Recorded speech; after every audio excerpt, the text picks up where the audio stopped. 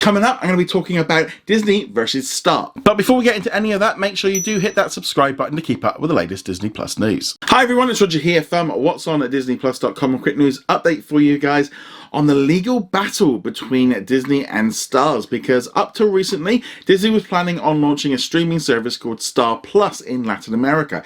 Now this one's a little bit different than what we've got on Star on Disney Plus around the world, because it's its own separate app. It's gonna have all the content from Star, so we're getting 20th Century, we're getting Searchlight, we're getting FX, we're getting ABC content, and we're also getting all the Star originals on Star Plus, but in addition to live sports and a lot of sports content. So they're kind of, basically it's like a merge between Hulu and ESPN Plus in the US, and they've been kind of wanting to move this one forward. It was originally supposed to come out in June. They pushed it back until August because there were some legal issues with Starz Play, which is Starz everywhere else, because they said the name was too close and it was causing confusion between customers. They've been going through court, going through trademarks.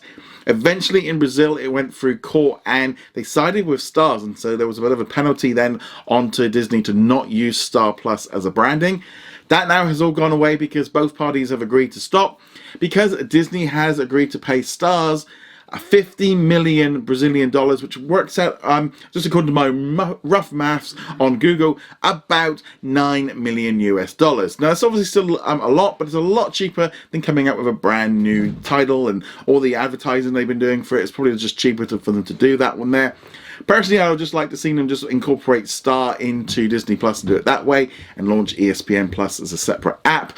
But for me, you might be also wondering why you maybe don't want to use the Hulu name. Well, the reason why they couldn't use the Hulu name is Comcast still owns 33% of Comcast, and if they launched it in Latin America, they would have increased the value of Hulu, and therefore would have had to have paid even more to Comcast when they eventually buy them out in 2024. So that was why Disney did not want to use that Hulu branding, because all they're basically doing is building up Hulu and going to give more money to Comcast, so they don't want to do that.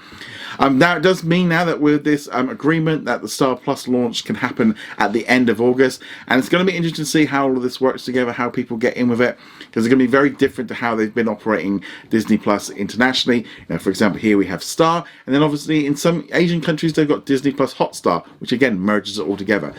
But it's going to be a lot going on with that one. Thank you very much for watching this video. Make sure you go check us out over at whatsondisneyplus.com. Like, follow and subscribe. Also a huge thank you to all of our supporters over on Patreon and also on our YouTube channel memberships. And I shall see you guys in another video.